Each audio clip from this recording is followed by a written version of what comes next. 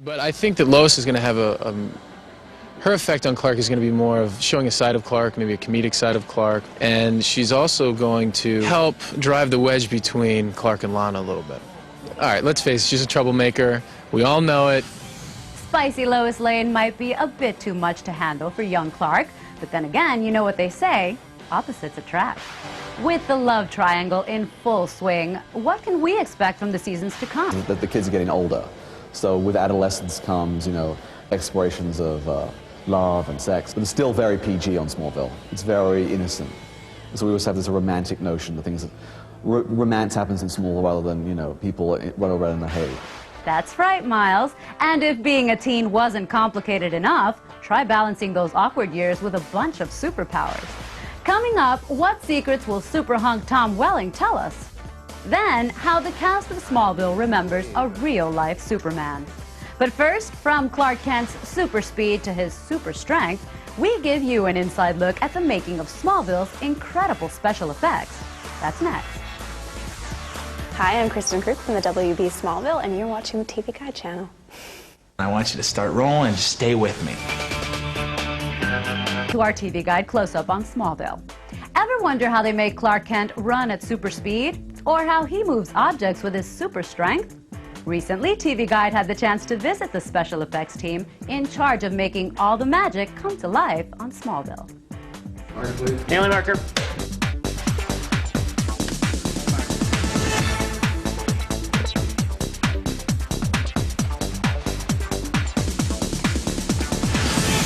Clark running at super speed was the first special ability uncovered on Smallville. And although it may look seamless on screen, it takes an entire team of special effects masters to make it all happen. Hi, I'm Matt Beck, and I'm president of Entity Effects. We do the visual effects for Smallville. Super speed is one of the base effects of the show. We do it all the time. Sometimes we'll have somebody running behind him with a high-tech device like a leaf blower. And sometimes we don't need to do that. It depends what he's running on. And sometimes we'll have a stunt person running a long distance, and we'll have Clark step in, depending on scheduling and things like that. And sometimes the camera will be moving, and sometimes it won't be. And then we just take it into the computer and start processing it. One of the first things we do is we have to isolate him from the background. So through a process called rotoscoping, which is basically just drawing a line around him, we isolate him so he's just running against black. And so all of these are also kind of little distortion waves that we generate inside the computer. We do a bunch of motion effects to make it look blurred and tied together. So he's got streaks trailing behind him. That adds to the sensation of speed. And that's what this shot is about. It's always an exploration. We tell them we can do anything. Located 1,270 miles from the Smallville set in Vancouver, Canada, Matt and his team showed us their multi-million-dollar special effects facility. This is where we organize some of this stuff. These are post-production boards, they're called storyboards, but they allow us to keep track of every single shot. It's a very high-tech system. And then in here's the machine room, where all those little bits and bytes get crunched at a really high speed. We have more computing power than the Defense Department did not that many years ago. And if that sounds complex, then picture the challenge of making the invisible look real. Without the skills of the actor, our Super Clark wouldn't seem so super. And actor Tom Welling is certainly up for the task. In fact, he loves every minute of it. For me, I think doing the special effects or the visual effects or the stunts, I think that we're here to give the director options, and if we're able to actually do something that will give the director more options, and then that's what we're here for. The human eye, I think, can actually catch things. Even when you make it as good as possible, if there's just something wrong, you just watch it and you go, there's something not right about that. But when you can create a visual effect where it can happen and the eye does believe it, it's truly, I think, amazing. It all has to be in everyone's imagination, because he's the magician at the end who uses the computer to render the actual image that you'll see on TV. And so a lot of times I'll just try to talk through with him exactly what's going to happen. I mean, it's hard to watch that and see that we treated anything. There's actually a lot. It's like an army going to war. There's a lot of infrastructure behind the guys in the front line. Coming up next, TV Guide has fixed its eye on lovely Kristen Crook. Also, find out what Kristen has in common with actress Annette O'Toole. So it's kind of exciting to explore this part of it that's never been done before. Then, from the set of Smallville, one of the last TV interviews with the late Christopher Reeve. Don't go away. Hi, I'm Kristen Kruk from the WB Smallville, and you're watching the TV Guide channel.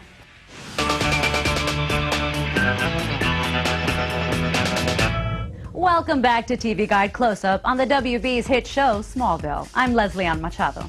Kristen Kruk plays the lovely Lana Lang, the heartthrob of farm boy Clark Kent. But originally, Lana Lang was first developed in the movie Superman 3 and played by actress Annette O'Toole in the title role. Being Lana Lang in Superman 3 was a dream for me since I had been a Superman fanatic as a kid. Just loved all the comic books and the TV show, and I always loved Lana. And then when they told me, the Newmans who wrote the script for Superman 3 said, "We wrote it with you in mind. We're our, you know, our ideal Lana." It was like, oh my God. And Chris was just great, and it was wonderful. But it was much more a feeling of being in a comic book. You were doing Superman as, you know, it was very bright, and he's in the suit, and people are whizzing around on wires. But now, 21 years later, O'Toole has Superman in her sights again. This time, she's playing mom to super son Clark Kent on Smallville. This is so different. It's much more interesting for me as an actress to be playing the mother. It's much more complex. I have children, and I'm that age now. I'm thrilled to be a part of it and to be amongst a group of people who are so dedicated to the Superman legend and doing it in a new and brilliant way that I never would have thought to do it. It's incorporating a family drama with a X-Files, fantastic kind of take on a story that we all know really well. And a part of the story we really don't know much about at all, which is how did this person from another planet, this little baby, get to be Superman, this hero on Earth. With many sides of Lana to explore, TV Guide had the opportunity to sit down and have a chat with Kristen about her character's past, present, and future. Life is going to change a lot this season, from what I've been told. But I really do like to delve into that, though, because it makes somebody who they are, who they grew up with, how they were raised. And it's important to see for everybody else to fully understand a character. So the character that's changed the most over the last 4 seasons is Lana, going from the moment the meteorite struck and killed her parents, through her relationship with Clark, and now moving on to a new relationship and having some very bizarre things happen to her this season. Change is in the air, and not just for Lana Lang. Lex Luthor's heart cools over this season as we see him go from Kent's friend to foe. So stay tuned to get some more in-depth info. Plus, can Chloe keep a secret about this season's finale? Then, how the late Christopher Reeve felt about his character, Dr. Swan. And I'm your host, Leslie Ann Machado, and you're watching TV Guide Close-Up. Michael Rosenbaum plays Lex Luthor on the WB's Smallville. Unlike his later self, Lex has made Clark Kent his best friend after Clark saved him from a fatal car crash. Lex may be a bad boy, but every bad boy has something to blush about, and TV Guide was there to catch him in the act. Every time somebody says sex symbol, I just laugh. I couldn't possibly look in the mirror and think sexy. Yeah. I go with it. Some girl comes up to me, "I really like your character, he's sexy." I'm not going to say, "Oh, but why?" I'm just going to go, "Yeah, thanks." After January, we're really going to start to see some changes in Lex Luthor, from friend to foe. There'll be some developments with his father and developments with other characters. We will begin to see the dark side. Yeah, Lex has good intentions. He means well. But you can only push someone so far. Am I right? So eventually, somebody's going to push me a little too far. Things are going to happen. You're going to see things that trigger that inevitable turn to the dark side. And by the way, he shaves his head. There's no bald pate on. People always want to know, does Lex Luthor shave his head? Yes, he does. I was a little nervous because when you shave your head, it's a different image for you. And you don't know if it's going to grow back, and it does grow back. I don't mind, you know, I got to shave it every day. I think I'm working like 10 days straight. So waking up sometimes at 6 in the morning and shaving your head, and it hurts. Allison Mack plays the curious Chloe Sullivan at Smallville High.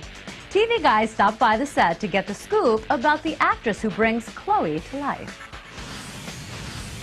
And it's always Tom going, now what?